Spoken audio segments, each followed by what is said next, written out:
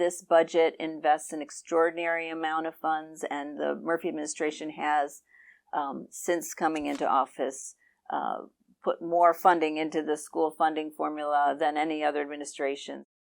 The School Funding Reform Act of 2008 was signed by the governor during his first year. Mm-hmm. And what that has allowed is a redistribution of funding over a 7-year period that takes into account the demographics as well as other indicators such as the wealth in the community when determining funding from the state.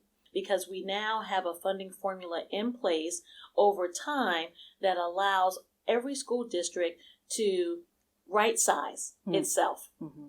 And with that budget for the fiscal year 2023 approach, we also have funding to assist school districts that may experience a decrease in funding. So we call that stabilization aid. Help them transition. Exactly, yeah. Yes. And then we also have extraordinary aid, which assists school districts in meeting the needs of students with special needs. That cost cannot always be predetermined. I know with COVID that there has been a lot of concern about learning inequities in our school district. So I know you've received a lot of federal aid to help also address that.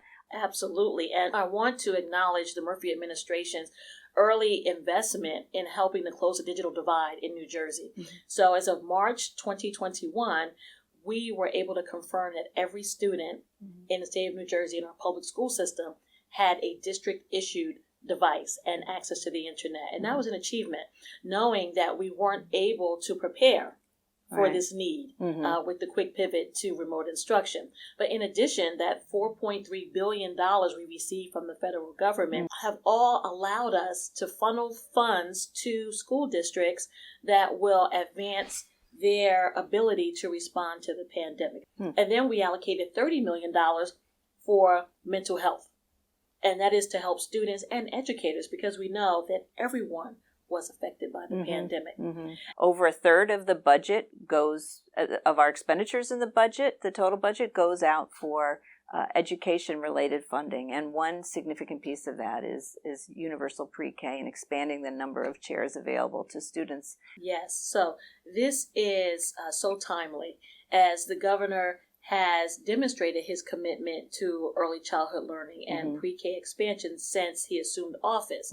But this budget proposal takes into account an additional allocation of $68 million, and that will allow us to add approximately 3,000 seats, totaling up 66,000 seats for 3 and 4-year-olds. And that is pivotal because we believe, and the research does bear this out, that the earlier we expose children to formal instruction, the greater their chances of success and lifelong achievement. And so Governor Murphy's nearly $1 billion allocation for early childhood learning for 3 and 4-year-olds, I think continues to prove that we're going in the right direction. And we're very excited to work with agencies that will help us not only continue to expand in school districts, but with our partnerships. We have many providers who've done a stellar work in this area, and we look forward to expanding across all of those particular means of delivery of instruction.